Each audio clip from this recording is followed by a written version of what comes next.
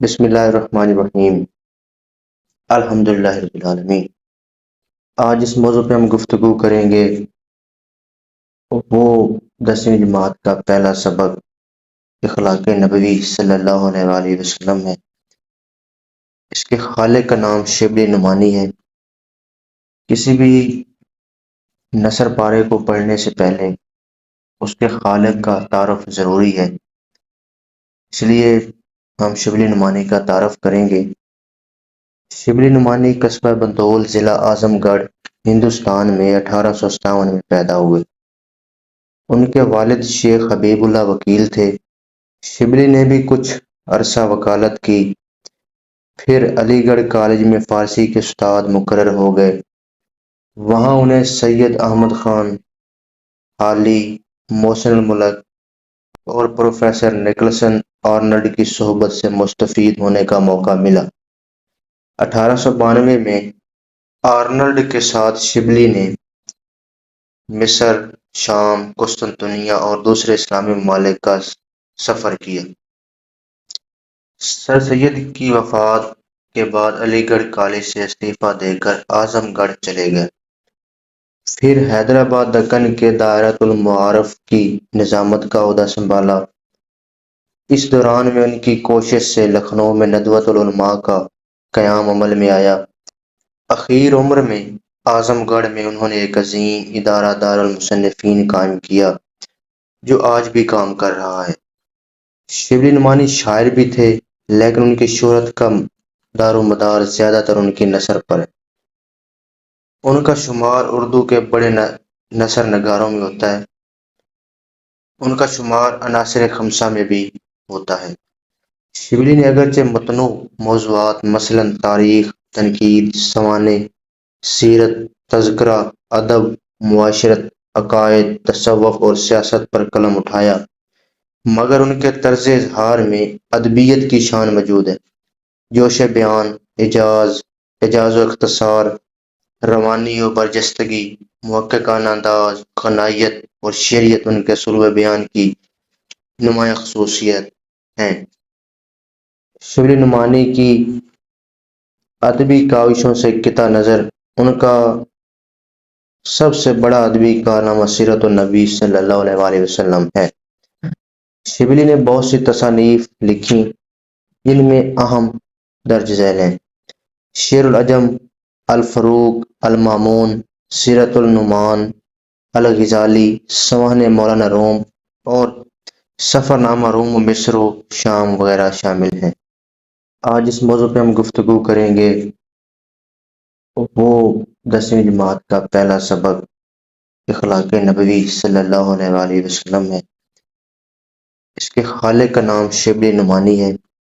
سبق کا خلاصہ دیکھتے ہیں۔ سبق کا عنوان اخلاق نبوی صلی اللہ علیہ وآلہ وسلم ہے اور اس کے خالق کا نام شبلی نعمانی ہے۔ اس سبق میں حضور اکرم صلی اللہ علیہ وآلہ وسلم کے اخلاق مبارکہ کو ان لوگوں کے بیانات کی روشنی میں بیان کیا گیا ہے جو آپ کے سب سے زیادہ قریب رہے، یعنی ازواج مطہرات اور صحابہ کرام۔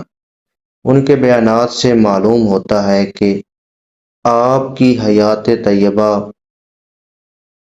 اعلیٰ کردار، نرمی، عدل اور محبت کا نمونہ تھی۔ حضرت خدیجہ فرماتی ہیں کہ جب وحی کا آغاز ہوا اور آپ پریشان ہوئے تو میں نے عرض کیا کہ اللہ تعالیٰ آپ کو ہرگز سنجیدہ نہ کرے گا، کیونکہ آپ صلح رحمی فرماتے، سچ بولتے، کمزوروں کا سہارا بنتے، غریبوں اور محتاجوں کی مدد کرتے، مقروضوں کا بوجھ اٹھاتے، مہمان نوازی فرماتے اور مصیبت زدہ لوگوں کے کام آتے ہیں۔ حضرت عائشہ رضی اللہ تعالی عنہا فرماتی ہیں کہ آپ کسی کو برا نہ سمجھتے، اگر کوئی آپ کے ساتھ زیادتی کرتا تو آپ بدلہ لینے کے بجائے معاف فرما دیتے۔ آپ دو کاموں میں سے ہمیشہ آسان کو اختیار فرماتے، اپنی ذات کے لیے بھی انتقام نہ لیتے، البتہ جب اللہ تعالیٰ کے حکم کی خلاف ورزی ہوتی تو آپ اللہ تعالیٰ کے قانون کے مطابق فیصلہ فرماتے۔ آپ کے دست مبارک سے کبھی کسی غلام، خادم، عورت یا جانور کو کوئی ایذا نہ پہنچی۔ آپ گھر میں نہایت خوش اخلاقی کے ساتھ رہتے، مسکراتے ہوئے بات فرماتے اور آپ کی گفتگو آہستہ اور واضح انداز میں ہوتی تاکہ ہر شخص آسانی سے سمجھ سکے۔ آپ کسی کی جائز درخواست رد نہ فرماتے۔ حضرت علی کا بیان ہے کہ آپ نہایت نرم دل، خوش مزاج اور کشادہ دل تھے۔ آپ میں نہ سختی تھی نہ تنگ دلی۔ آپ فضول بحث و مباحثہ سے اجتناب فرماتے اور بلا ضرورت زیادہ کام نہ فرماتے۔ آپ بے فائدہ باتوں سے پرہیز فرماتے، دوسروں کی عیب جوئی نہ کرتے اور نہ کسی کی خامیاں تلاش فرماتے۔ آپ کی مجلس میں وقار اور سکون ہوتا، صحابہ کرام ادب سے سر جھکا کر سنتے، آپ کسی کی بات نہ کاٹتے۔ اگر لوگ کسی بات پر ہنستے تو آپ بھی مسکرا دیتے اور اگر تعجب کرتے تو آپ بھی ان کے ساتھ شریک ہوتے۔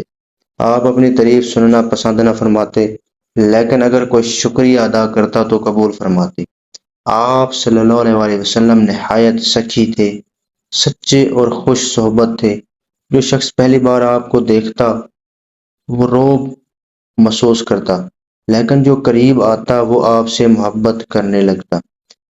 حضرت ہند بن ابی حالہ بیان کرتے ہیں کہ آپ نہایت نرم مزاج تھے، کسی کی توہین نہ کرتے، چھوٹی چھوٹی نعمتوں پر بھی شکر ادا فرماتے، کھانے میں بھی عیب نہ نکالتے۔ اگر کوئی حق بات کی مخالفت کرتا تو آپ کو غصہ آتا، لیکن اپنی ذات کے معاملے میں نہ غصہ فرماتے اور نہ کسی سے بدلہ لیتے۔ تو یہ جو سبق ہے اس کا خلاصہ جو ہے فائنل پیپر میں آ سکتا ہے، تو اس حوالے سے یہ بڑا امپورٹنٹ ہے۔